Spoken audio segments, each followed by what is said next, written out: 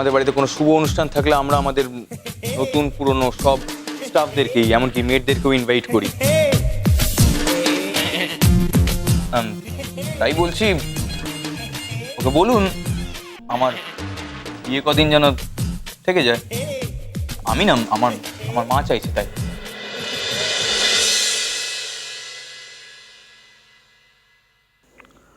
বৌমা, আমরা রোজ একসঙ্গে ব্রেকফাস্ট করি, তুমি শুধু বসো না। বসো না, আজ তো সব গোছানো হয়ে গেছে, দাদু ভাইয়ের খাবারও তো রেডি। বসো। না মা, থাক। এই সময় তো আবার ওর বেরোনোর তাড়া থাকে, জানেনই তো কিরকম একরোখা ছেলে, পান থেকে চুন খসলে একেবারে একসা হয়ে যায়। তার থেকে ও খেয়ে দিয়ে বেরিয়ে যাক, তারপর আমি বসবোক্ষণ। ভগীরথদা, তুমি সকলের ফ্রুট জুসটা তৈরি করতে শুরু করো।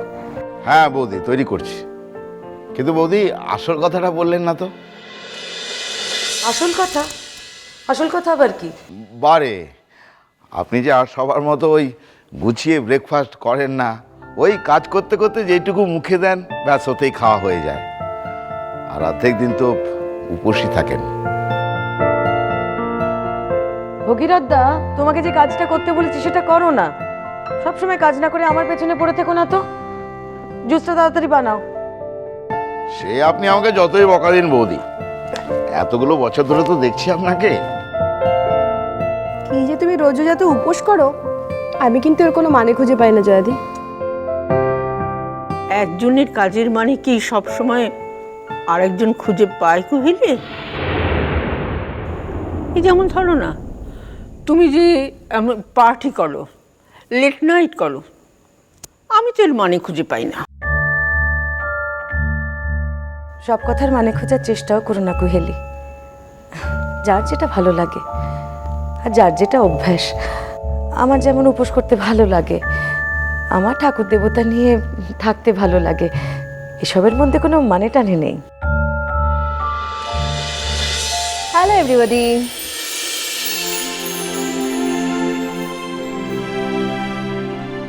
High, good morning Madhu.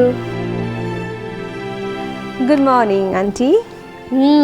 You are looking gorgeous today. দারুণ লাগছে দেখতে। Oh thank you aunty. Good morning, বসো মধু। Good morning uncle. আমি এখানেই ঠিক আছে। আরে আমার বৌমা তো জানে তুমি আসবে, তোমাদের শুটিং থাকলে তো একসঙ্গেই যাও। দেখো না, একটা বাড়তি প্লেট সাজিয়ে রেখেছে। এসো এসো, বসো। মাম্মা, আজ আমি একেবারে ফুল। আয়ুষ, আয়ুষ এখন নামেনি? দেরি হয়ে যাবে, আমি জানতাম। আজ আমাদের নতুন মুভির ফাইনাল লুক। আয়ুষ ঠিক সময় নেমে আসবে, তুমি সেটা নিয়ে চিন্তা করো না মধুশ্রী। ও কোনো জায়গায় 5 মিনিট আগেই পৌঁছবে, দেরিতে নয়। তুমি একটা কাজ করো না, তুমি আমাদের এখানে বসো না। অন্য কিচ্ছু খেতে হবে না তোমায়। তোমাকে একটু ফ্রুট জুস বানাচ্ছে ভগীরথদা, তোমায় দিচ্ছি, তাতে বেশি ক্যালোরিও নেই। বসো। ও আন্টি, তুমি আমাকে জোর করে খাইয়ে খাইয়ে মোটা করে ফেলবে। জাস্ট ফ্রুট জুস, আর কিচ্ছু নয় কিন্তু।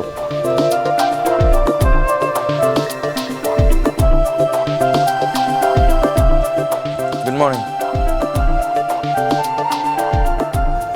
মর্নিং আয়ুষ। আয় আয়ুষ আয়, আমরা তোর জন্য ওয়েট করতে করতে শুরু করে দিয়েছি। সকালবেলা নিউজ পেপারটা নিশ্চয়ই চোখ বোলাতে পারিসনি। কেন, কোনো স্পেশাল নিউজ আছে? আমাদের নতুন ছবিটা নিয়েই তো পুরো সাপ্লিমেন্টটা। আমি অবশ্য বাংলাটা পড়ছি, ইংরেজিগুলো কভার করেছি কিনা জানি না, মানে আমি দেখিনি এখন। ও আঙ্কেল, সো নাইস। কি লিখেছে গো? ভালো লিখেছে? তাই ভাবছি তখন থেকে এত মন দিয়ে কি পড়ছো তুমি। আমাদের সঙ্গে তো একটা কথাও বললে না। ওই কাগজওয়ালা যা করে থাকে আর কি, সেই নিউজগুলো বেশি করে ফোকাস করতে হয় যাতে বিক্রি বাট্টা বেশি হয়। খেতে খেতে কথা বল না ডোডো, এরপর দেরি হয়ে যাবে, তখন অর্ধেক খেয়ে ছুটবি। কি লিখেছে কি? হেডিং দিয়েছে শেষ পর্যন্ত বরফ গলালো কে। কিসের বরফ? পড়ে দেখ না। কাকে তুমি বাংলা পড়তে বলছো আঙ্কেল? বাংলা পড়তে হলেই তো আয়ুষের জ্বর চলে আসে গায়ে। অবশ্য আমারও একই অবস্থা। এটা কোনো গর্বের বিষয় নয় মধুশ্রী। বাংলায় থাকছো, বাংলা বলছো, আর বাংলা পড়তে অসুবিধে? সারাদিন আর কখন পড়বো বলো মাম্মা? বাংলা পড়তে আমার মোটেই অসুবিধা হয় না মধু। আমার মা আমাদের দুই ভাই বোনকেই ছোটবেলাতে খুব যত্ন করে বাংলা হিন্দি দুটোই শিখিয়েছে। আমার মায়ের তো আবার দুটো মাতৃভাষা, বাংলা আর হিন্দি। কি তাই না মা? মধু প্লিজ, তোমার কথাটা আমার মুখে বসিও না। তাও তো আগের মতো হিন্দি কথা বলতে পারবো কিনা জানি না, আসলে অভ্যাসটা চলে যাচ্ছে তো। প্লিজ অংশ বলো না, কি লিখেছে, মানে কিসের বরফ গলানোর কথা লিখেছে?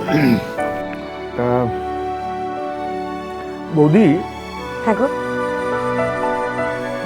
তুমি আর দাদা কি কখনো, মানে ছবিটা হওয়ার আগে লেখাদের বাড়ি গিয়েছিলে?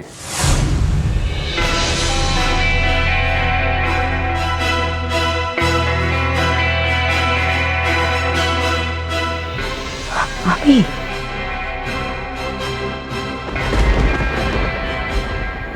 না তো, আমি আমি কেন লেখাদের বাড়িতে যাব?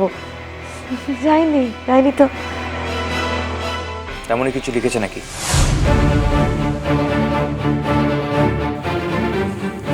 যদি তাই লিখে থাকে তাহলে যে রিপোর্টিংটা করেছে তার চাকরিটা খাওয়ার পুরো ব্যবস্থা আমি করছি।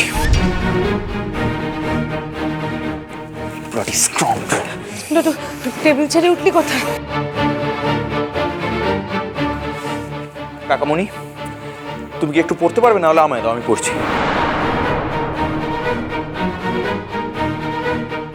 আগেই মাথা গরম করো না দাদু ভাই। কাগজে এরকম কত গসিপ হয় জানেই তো। সব কিছু নিয়ে যে গসিপ করা যায় না সেটাও তো বুঝতে হবে। দাঁড়া পড়ছি। একটু লিখেছে চ্যাটার্জি প্রোডাকশনের নতুন ছবি অগ্নিসাক্ষীর শুটিং শুরু হচ্ছে আগামী 7 তারিখ থেকে। প্রোডাকশনের কর্ণধার দীপ্যমান চ্যাটার্জি জানান, এই ছবিটি প্রায় বন্ধ হয়ে যেতে বসেছিল।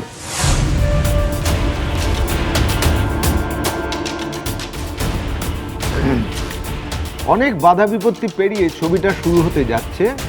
ছবির মূল চরিত্রে অভিনয় করছেন আয়ুষ কুমার এবং মধুশ্রী। এছাড়া অন্যান্য উল্লেখযোগ্য চরিত্রে আছেন সাবিত্রী দেবী, লেখা এবং দীপ্যমান নিজে। এছাড়াও বহু উল্লেখযোগ্য শিল্পী এই ছবিতে অভিনয় করছেন। ছবির অন্যতম প্রধান চরিত্রে লেখা দেবী অভিনয় করছে।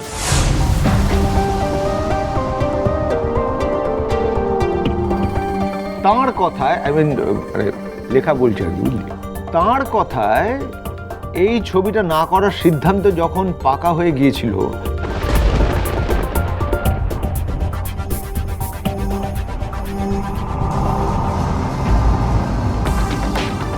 তখন একদিন আমার বাড়িতে দীপ্যমান আর তার স্ত্রী মানে জয়াকে নিয়ে আসে।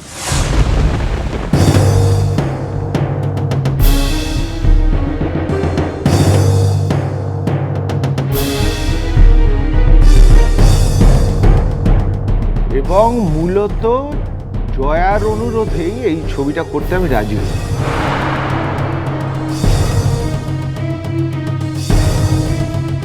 ছবিটা না করার কারণ জানতে চাইলে লেখা দেবী এড়িয়ে যান। তবে বিশেষ সূত্রে জানা যাচ্ছে যে দুই নারীর একটি পুরুষকে কেন্দ্র করে অধিকারের লড়াই এর কারণ।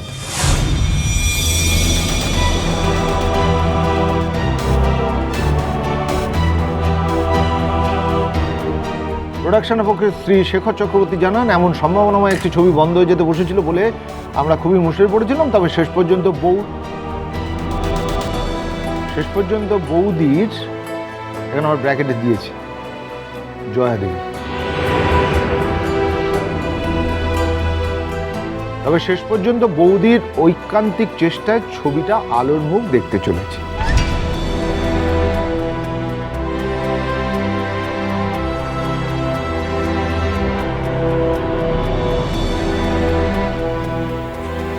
বাহ,